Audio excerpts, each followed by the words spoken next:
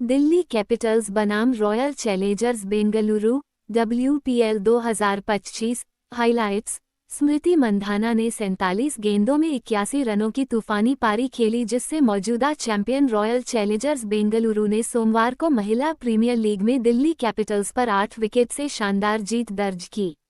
रेणुका सिंह 3/23 और जॉर्जिया वेहम 3/25 की अगुवाई में आरसीबी के गेंदबाजों ने अनुशासित प्रदर्शन करते हुए दिल्ली को 19.3 ओवर में 141 रन पर आउट कर दिया।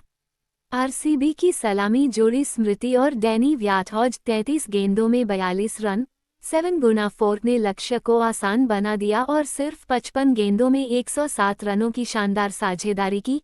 इससे पहले ऋचा घोष 5 गेंदों में नाबाद 11 ने 16.2 ओवर में छक्के के साथ लक्ष्य का पीछा करना सुनिश्चित किया।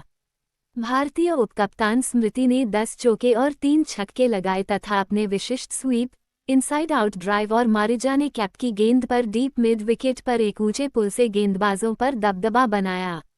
Score card. और इस तरह एकतरफा मुकाबला समाप्त हो गया, जिसमें बेंगलुरु ने शानदार जीत दर्ज करके अपना नेट रन रेट बढ़ाया और प्रतियोगिता में एकमात्र अपराजित टीम बनी रही।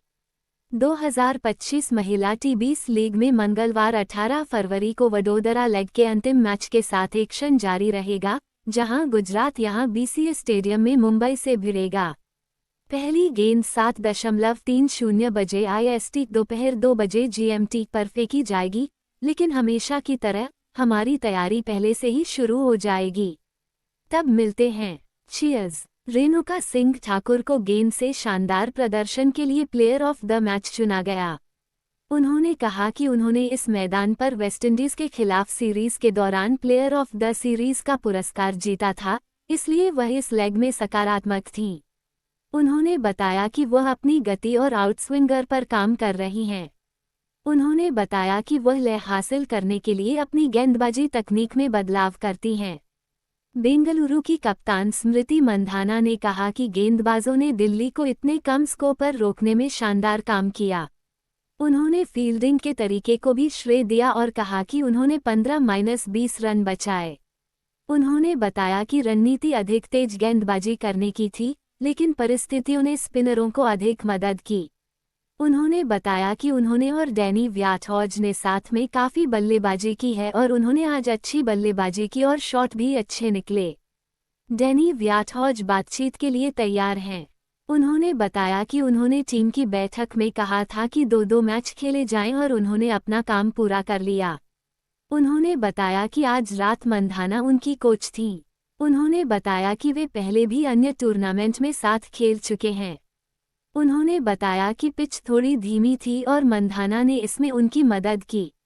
दिल्ली की कप्तान मेग लैनिंग का कहना है कि यह उनकी सर्वश्रेष्ठ रात नहीं थी। उन्होंने बताया कि बेंगलुरु ने बीच के चरण में अच्छी गेंदबाजी की और बल्लेबाजी इकाई के रूप में उन्हें शुरुआत मिली, लेकिन वे उसे भुना नहीं पाए।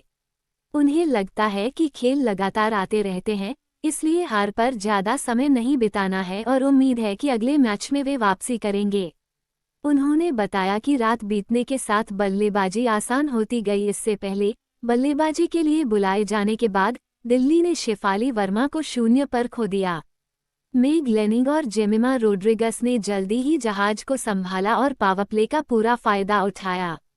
बेंगलुरु ने बीच के चरण में जोरदार वापसी की और दिल्ली की पारी लड़खड़ाने लगी। 60/1 के शानदार स्कोर से वे अपनी राह खो बैठे और कुछ आउट उनके खुद के आउट होने का नतीजा थे। रेणुका सिंह ठाकुर और जॉर्जिया वेहम ने 3-3 विकेट लेकर दिल्ली को 141 रन पर आउट करने में अहम भूमिका निभाई। नई गेंद से मदद मिल रही थी, लेकिन दिल्ली इसका फायदा नहीं उठा पाई। स्मृति मंधाना ने शुरुआती झटकों को कम करने के लिए जल्दी ही बाउंड्री हासिल कर ली और जल्द ही डैनी व्याटहॉज के बल्ले से भी बाउंड्री निकलने लगी। दोनों बल्लेबाजों के शानदार प्रदर्शन के बाद बेंगलुरु ने 107 रन की ओपनिंग साझेदारी करके मैच को दिल्ली की पहुंच से दूर कर दिया। मंधाना ने अपने सर्वश्रेष्ठ प्रदर्शन के साथ 81 रन बनाए, जो टूर्नामेंट के इतिहास में उनका सर्वोच्च स्कोर। बेंगलुरु ने 2 में से 2 गोल करके जीत दर्ज की। उन्होंने वडोदरा लेग में इस पेशेवर प्रदर्शन के साथ जीत दर्ज की और आत्मविश्वास से लबरेज होकर घर लौट गए। खेल के दूसरे भाग में एक तरफा ट्रैफिक था, ओस और चुनौतीपूर्ण परिस्थितियों ने दिल्ली के लिए चीजों को और भी कठिन बना दिया। हालांकि बेंगलुरु के लिए यह एक सीधा पीछा नहीं होने वाला था। कुछ गेंदें सतह पर पकड़ बना रही थीं और बल्लेबाजी पहले के कुछ खेलों की तुलना में अधिक चुनौतीपूर्ण साबित हुई, जैसा कि पहली पारी में देखा गया अरुंधति रेड्डी से ऋचा घोष। छक्का। ऋचा घोष ने शानदार अंदाज में गेंद को समाप्त किया। शॉट और मिडिल पर गेंद को घोष ने डीप फाइन लेग के ऊपर से पुल किया और गेंद पूरी तरह से चली गई। बेंगलुरु ने 8 विकेट से जीत दर्ज की।